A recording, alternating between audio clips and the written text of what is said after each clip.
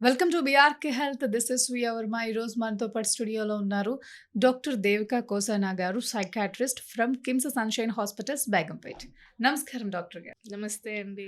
ఎలా ఉన్నారు దేవిక గారు? మంచిది. గుడ్ అండి. How are you? I'm good అండి. దేవిక గారు, బైపోలర్ డిజార్డర్ అంటే అసలు ఏంటి? దాని లక్షణాలు ఎలా ఉంటాయి? బైపోలార్ డిజార్డర్ అనేది ఒక సీరియస్ మెంటల్ హెల్త్ కండిషన్ అండి. సో, దాంట్లో 2 లక్షణాలు, ఒకటి మేనియా అంటాం, ఒకటి డిప్రెషన్. సో, సింపుల్‌గా చెప్పాలంటే లైక్ ఫర్ ఎగ్జాంపుల్ మనం కొంచెం హ్యాపీగా, సాడ్‌గా అలా ఉంటాం. కానీ దట్ ఈస్ నార్మల్. కానీ ఇందులో చాలా హ్యాపీ లేకపోతే చాలా సాడ్ 2 ఆపోజిట్స్. ఈ హ్యాపీ పోల్‌ని మేనియా అంటాం. మరీ ఆ సాడ్ పోల్‌ని డిప్రెషన్ అంటాం. సో, బైపోలార్ అని అందుకే అంటాం. ఓకే. ఈ మేనియాలో మనం ఏం చూస్తామంటే వాళ్ళు ఎక్కువ హ్యాపీగా ఉంటారు అండ్ చాలా ఎనర్జెటిక్గా like say for example 2-3 hours పండుకున్నా సరిపడ రెస్ట్ దొరికింది, ఇది చేస్తా అది చేస్తా చాలా థాట్స్ వస్తాయి.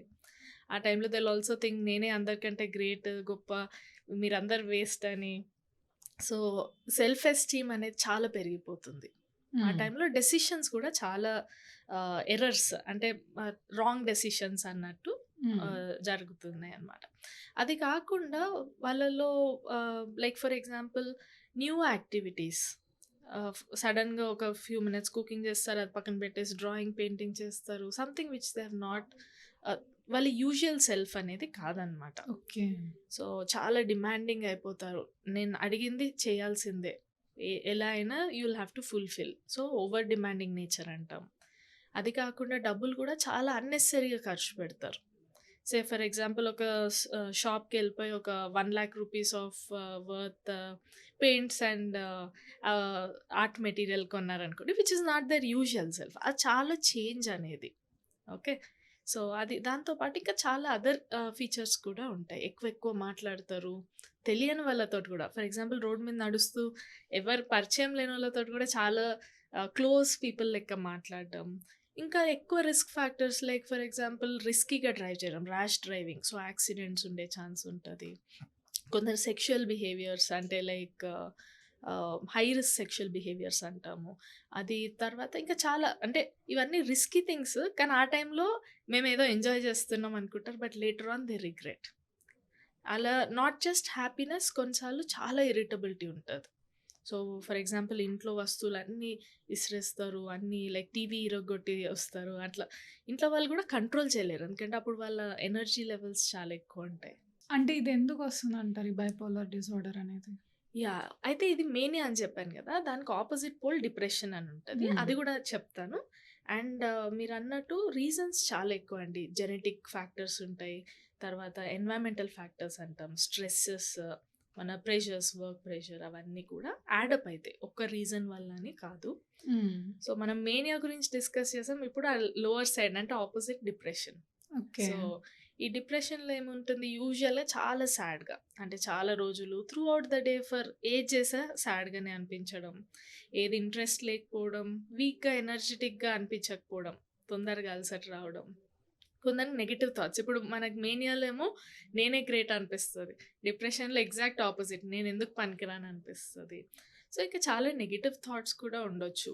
లైక్ ఫ్యూచర్ ఏం బాగుండదు, చనిపోతే బాగుండు, అసలు ఎందుకు ఇలా బ్రతకాలి, సూయిసైడల్ థాట్స్ రావడం, ఇలా చాలా డిఫరెంట్ లక్షణాలు ఉంటాయి. ఇందులో స్లీప్ తక్కువ ఉంటుంది, కానీ చాలా టైర్డ్గా ఉంటారు, సరిగా తినరు, వెయిట్ లాస్ అవ్వచ్చు, ఇలా చాలా థింగ్స్ ఉంటాయి. సో కొన్ని మేనియా, కొన్నిసార్లు డిప్రెషన్, ఈ ఎపిసోడ్స్ అంటాం అనమాట. ఇవి పుట్ టుగెదర్ బైపోలర్. ఓకే. కొందరికి ఎక్కువ మేనియా 2-3 సార్లు రావచ్చు, కొందరికి 3-4 టైమ్స్ డిప్రెషన్ వచ్చి ఒక్కసారి మేనియా రావచ్చు. So but both of them are called bipolar. Food habits ఎలా ఉంటాయి అనుకోవచ్చు ఈ డిజార్డర్ వచ్చిన వాళ్ళకి? ఫుడ్ హ్యాబిట్స్ వల్ల ఈ డిజార్డర్ రావడం అని కాదండి, but for example like I said depression disease వచ్చిన వాళ్ళు ఫుడ్ ఎలా తీసుకుంటారు అని అంటున్నా. కొంచెం లైక్ డిప్రెషన్లో తినాలనిపించదు, ఏది ఇంట్రెస్ట్ ఉండదు. సో ఫుడ్ ఇంటేక్ తగ్గిపోతుంది, వెయిట్ లాస్ అవన్నీ కూడా చాలా ఎక్కువ. అంటే like I have seen one patient who lost about 15 kgs weight in just 3 months అండి. ఓకే. సో అలా అంత సివియర్గా కూడా ఉంటుంది. But some people food intake చాలా ఎక్కువ అవుతుంది, దాన్ని మేము ఎటిపికల్ డిప్రెషన్ అని కూడా అంటాం అనమాట. సో సబ్స్టెన్స్ యూజ్ జనరల్గా అంటే ఆల్కహాల్, స్మోకింగ్ అవన్నీ కూడా కొంచెం ఎక్కువ అవుతున్నాయి. ఎస్పెషల్లీ బైపోలర్ డిజార్డర్‌లో అలా. మీరెలా డీల్ చేస్తారు ఈ బైపోలర్ డిసార్డర్ ఉన్న పేషెంట్స్‌ని? సో, ఫస్ట్ థింగ్ వాళ్ళ డీటెయిల్డ్ సిమ్టమ్స్ అన్నీ ఏమేం ప్రాబ్లమ్స్ ఉన్నాయి కనుక్కొని and they will need medicines అండి. Counselling alone is not enough for bipolar. Medicines are very important bipolar డిజార్డర్‌లో. అటు తగ్గించడానికి, తర్వాత మళ్ళీ ఎపిసోడ్స్ రాకుండా అంటే మేనియా, మళ్ళీ డిప్రెషన్ ఇవి రాకుండా ఉండడానికి కూడా మనకి మెడిసిన్స్ కంపల్సరీ అవసరం ఉంటాయి. ఎట్ ద సేమ్ టైమ్ కొన్ని steps which family and individual can take. ఫ్యామిలీస్‌కి కూడా ఎడ్యుకేట్ చేయాల్సొస్తుంది. చాలా తక్కువ మంది కదా! బైపోలర్ అందరికి తెలియదు. యాహ్! సో, వాళ్ళకసలు ఇవి లక్షణాలు ఇట్లుంటే మనం ఫస్ట్ డాక్టర్ దగ్గర తొందర రావాలి. ఇలాంటి స్టెప్స్ అన్నీ కూడా నేర్పించడానికి will have to educate them. వాళ్ళకి అర్థమైతే then they will be able to take care of the patient కూడా బెటర్.